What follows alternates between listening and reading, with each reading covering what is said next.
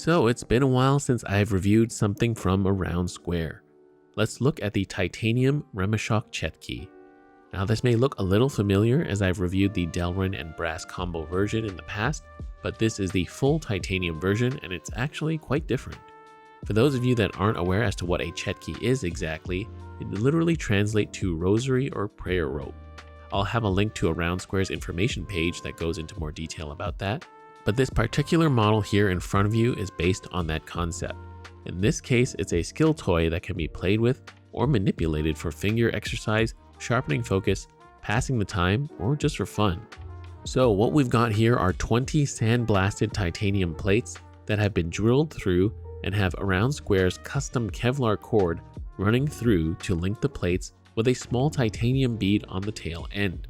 The end plates also flare out in terms of thickness, which add a slight amount of weight to the ends. Also check out those snake nuts on the end that keep everything together. So how do you manipulate or play with these? There are a bunch of ways, and unfortunately I'm pretty elementary with these, but you simply flip them back and forth in between your fingers. The moves are somewhat similar to how you play with Begleri, but it's not quite the same.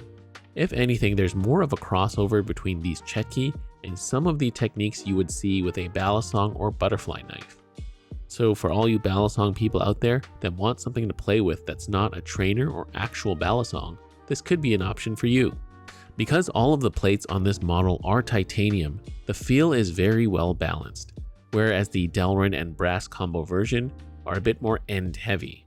This to me actually makes this set very easy to handle and control. Another way of manipulating the Chetki is with the raindrops method. You simply hold the Chetki either vertically or on a slight angle.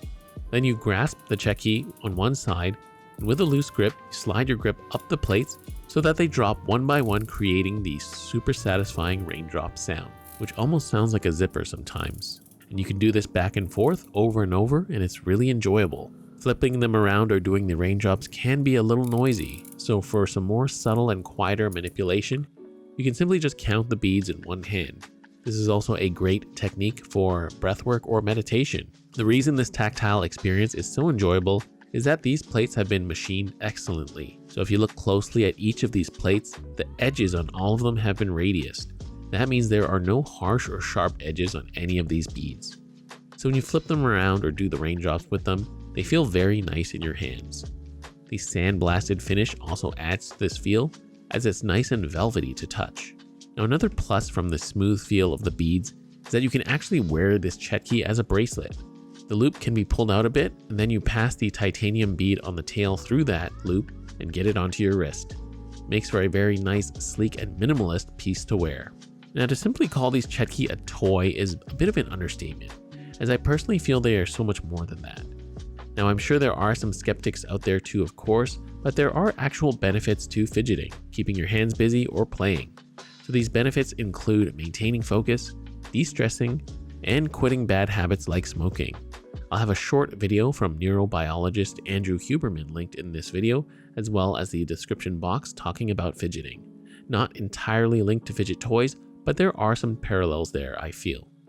So that being said, the question of price is always a point of discussion when it comes to Aroundsquare products. These are by no means cheap, and you could even say they are on the pricier side. But as you can see, a lot of machining has gone into these beads, and I also have a feeling that machining small parts is much more difficult than larger parts. Not only that, titanium is not a cheap material either, which adds to the sticker price. Now if you look at these Chetki as a piece of jewelry, in addition to what you can do with it, it's actually very comparable to pieces made by large jewelry companies. So to be honest, the price really isn't that far off. And for those bracelets, you can't manipulate or play with them. There are lower priced versions in stainless steel, brass, and Delrin, of course, if you want to spend a bit less. Also, the newest version of the Remeshok Chetki is skeletonized, and it looks absolutely amazing. So I'm not trying to convince you to get one of these, of course, I'm just trying to put everything into perspective. Now, if you want to see some much more skilled hands play with these, please check out Aroundsquare's Instagram page, of course. And there are also other skilled players like Soulsmith. So there we have my thoughts on the Aroundsquare Remeshok Chetki in full titanium. Really unique and interesting take on the modern Chetki, and a really nice piece to own, wear, and play with. If you want to get a set for yourself, I'll have all the relevant links in the description box and pinned comment.